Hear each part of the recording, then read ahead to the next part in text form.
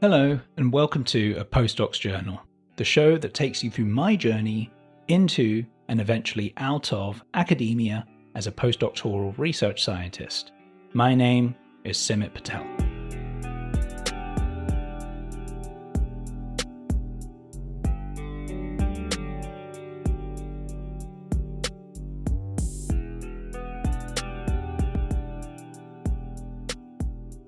Thank you very much for joining me, and a very warm welcome to episode 4 of A Postdoc's Journal. Before I get into this week's episode, I want to take a moment just to reflect a little bit on the whole podcast experience so far for me. And I want to start with a massive thank you to all of you who have supported me this far. Those of you who have downloaded episodes, listened to episodes, engaged with me on social media. It really means a lot to me, so thank you so much for taking the time to do all of those things. The first few episodes of this podcast was really just a total experiment. I had no idea what the response would be, but I'm happy to report the response has been really positive. My goal at the start of this was to reach 100 downloads by the end of my first month. We're coming up to the end of my first month, and we've sailed past nearly 200 downloads. We're actually over 200 now. We're closer to 250. In 25 different countries. So I'm happy to see that this topic is having such a global reach. And it's great to hear that people in all different countries are enjoying the content. Those of you who haven't reached out to me so far, please do. I'd love to hear from you. I'd love to hear what your story is, why you're listening to the podcast, what you think of it. It would be great to connect with you. So I know I've got a listener in Brazil. I've got one in South Korea. Got one in the Netherlands. Wherever you are, I'd love to hear from you. So please feel free to reach out to me. I'm reachable on LinkedIn, Instagram, and Blue Sky. My contact info is in the show notes, so feel free to reach out to me. I do have 3 downloads from someone from a country that's listed as other. I'm not sure what that means. That could be a glitch in the analytics. It could be someone listening on the moon or from under the sea. Who knows? Either way, I'm grateful for the download, so thank you so much. If you'd like to help support me further, then please feel free to go to Apple Podcasts and drop me 5 stars there. You could also leave a little review about what you enjoy about the podcast, what you think of the podcast. Or if you use Podchaser, head over to Podchaser and do the same thing there. One thing that's stood out to me so far that I want to share with everyone, because I think it's valuable for everyone, is that some of the feedback I've been getting from you guys so far has shown me that the content in this podcast is very relatable to people outside of academia as well. Many of you work in banking or software engineering or whatever. And although I talk about everything in the context of working in the lab, doing research in academia, I think the themes of anxiety, imposter syndrome, depression, etc., those are really pervasive in society in general, and they transcend academia. They're everywhere in all lines of work. And that's been a really important message for me to receive, and I think it's an important message for those of you who do work in academia to understand as well. Those of you who are PhD students, postdocs, or if you're early career scientists listening to this, you may feel that a lot of the time people outside of academia wouldn't understand your struggles. I know I certainly felt like that. And even up until I was doing this podcast, I felt like no one really outside of academia will understand the pressure to publish and having a fixed term contracts all the time. All these, what you think of as academia specific problems, I would always think that, my partner or my family or a career coach you work with or your therapist or whatever, they wouldn't understand those things because they haven't been there and done that. But that's just simply not true.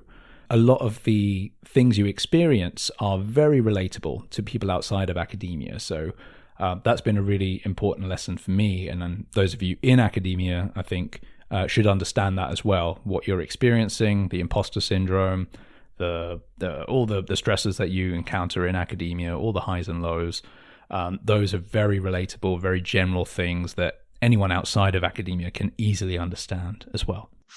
I want to say a particular thank you to those of you who have reached out to me and opened up a little bit about your own mental health journeys. It's been really great for me to reconnect with a lot of people, various people from different points in my life. Some of you are former colleagues.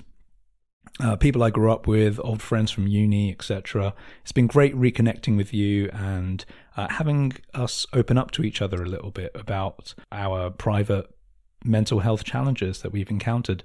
I think that's been really the most valuable thing for me doing this podcast, is that sense of connection I've had with people from my past. So thank you all for that. I don't think this is anything new, but I think in general as a society, it's really clear to me that we don't talk about these things enough. We don't talk about imposter syndrome. We don't talk about mental health challenges. We don't talk about therapy. We don't talk about journaling, etc.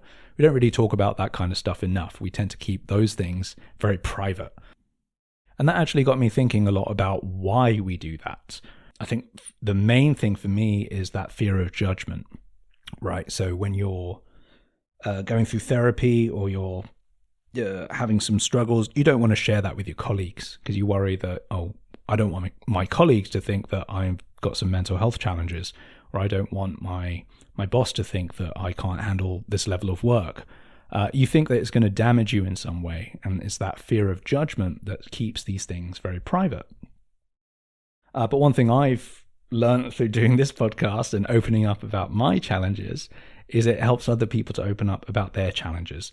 And I know I don't judge any of you harshly for having those challenges. And I think none of you are judging me harshly for experiencing these things. So opening up to each other is key to dealing with these challenges and moving forward. And that is actually the theme of today's episode. So let's get into it. So for those of you who are perhaps new to the show, each week what I do is I read out entries from my own personal journal from around 12 years ago, back when I was working in academia as a postdoc, as a research scientist. Then I reflect on it, I analyze it, I try to make sense of it, and share my thoughts with you with the benefits of 12 years of hindsight.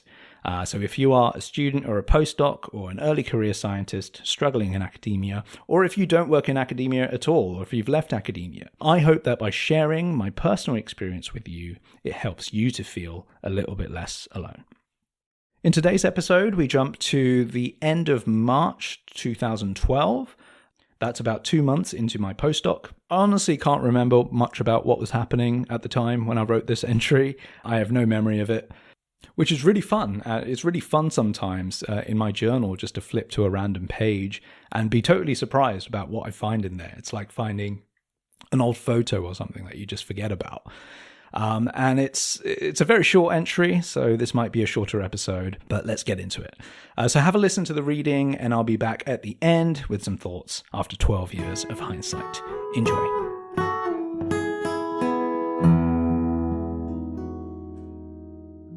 "31st of March, 2012. Worried about work, as usual. I still haven't been able to get this fucking enzyme to cut anything. But something has changed in the last week. I expressed to my boss that I was slightly worried that the problem might be me. He was 100% supportive and said he had no doubt that I was doing it all correctly. Since then, I've not been blaming myself as much. When it all goes wrong in the lab, my instinct is always to think that I fucked it up. When I got confirmation from my boss that he does not believe that I am crap in the lab, I realized that the cause of the problem could be something other than me. For the first time, I started to think scientifically. It could be the enzyme, it could be the reaction conditions, there could be a cofactor in the tissue. I still haven't solved the problem, but I don't feel that down about it for once. I think for me, producing great results may not be the only source of happiness. It doesn't matter if you fail to deliver or don't perform. As long as you feel good about yourself while doing it, that's the most important thing.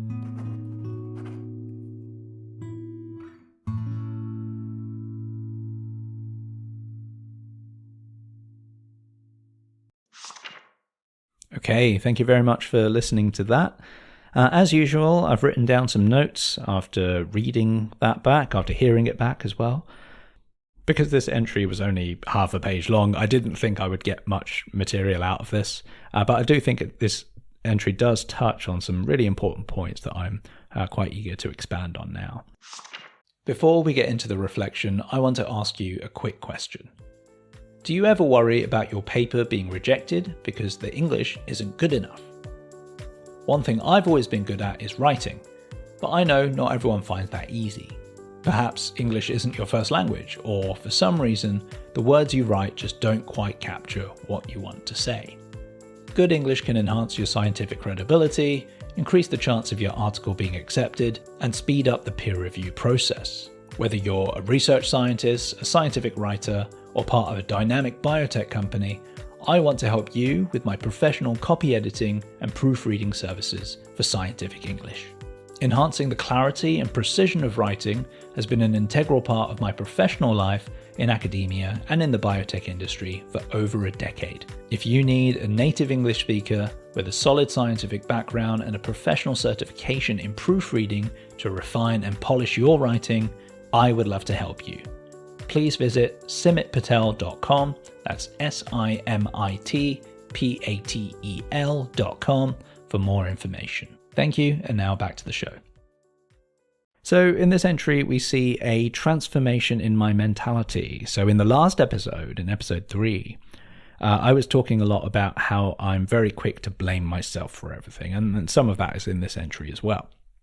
This is a general theme with me, but this time, what changed here was talking to my boss and getting some reassurance from him. Now, I think there's two things going on here which are quite interesting psychologically. The first thing is how dependent I seem to be on my boss's approval. Honestly, I'm quite ashamed to admit that. It doesn't feel that good. I feel a bit pathetic and a bit embarrassed to say that, but that's the truth. I did put a lot of emphasis on my boss's opinion about me, and that really ends up having a massive impact on me and my psychology and how I feel about my work. And then the second thing here is the value of sharing and talking to others about what you're going through. So I want to expand on those 2 points.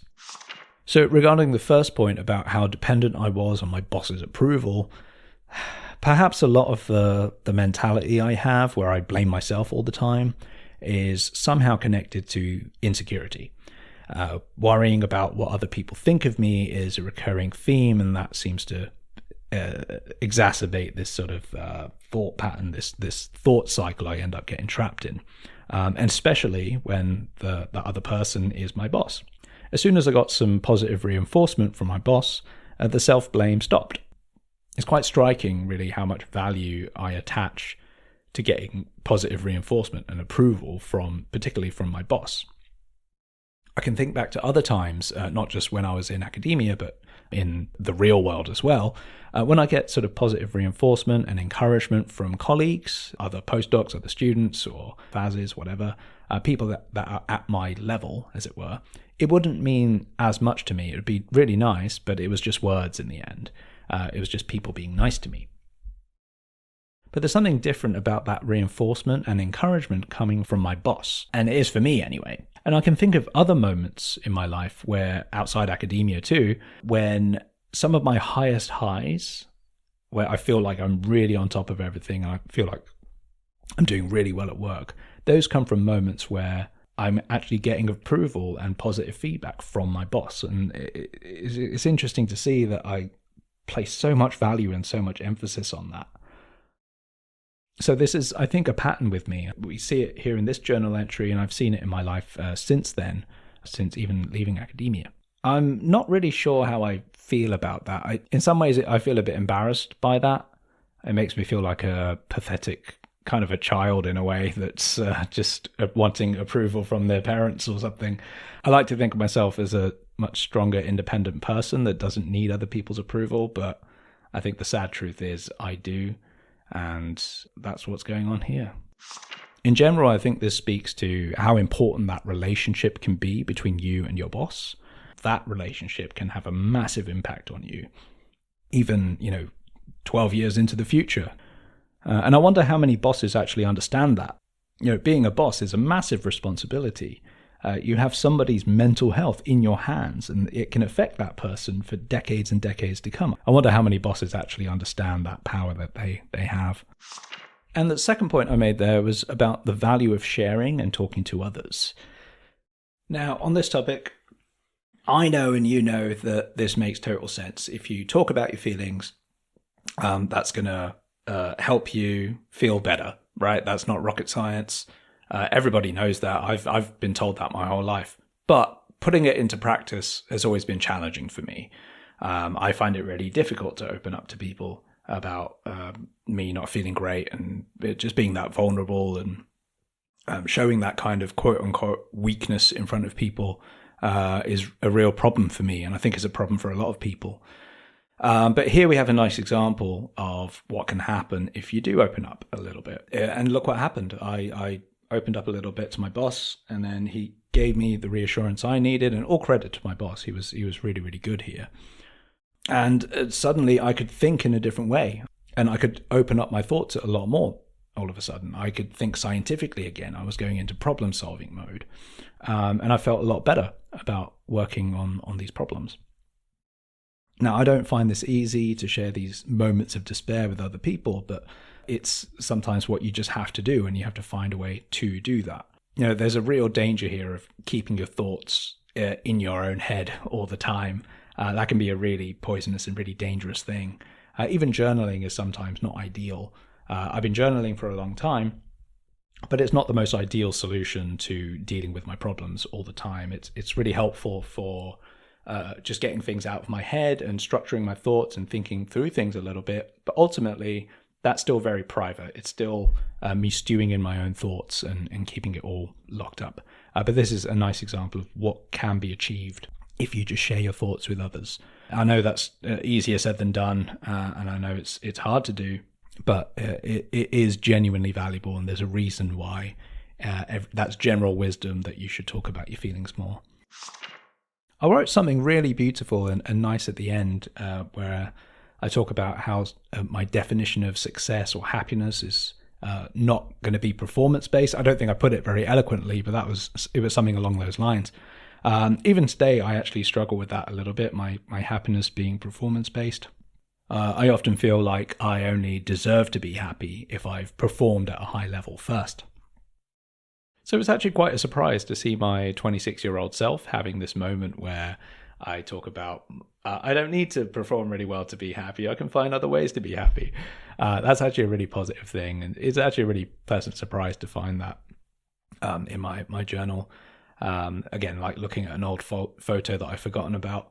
And I'm really glad that I actually made the effort to capture the positive moments as well, which is something I was trying to do more of around this time when I was journaling. So there you have it, a very short journal entry and a relatively short discussion. But I think there were some interesting points raised there, particularly how important that relationship is between you and your boss and how that can really affect you in the short term and in the long term. And I'm really glad I was able to capture a slightly happier moment as well from my postdoc. In the next episode, we have quite a big time jump. We jump to the middle of May 2012, so that's more than 3 months into my new postdoc. It looks like at that point I was going through some work-life balance issues, but not in necessarily a bad way. Until then, thank you very much for joining me. I hope that was valuable for you in some way. Have a great week, and please be kind to yourself.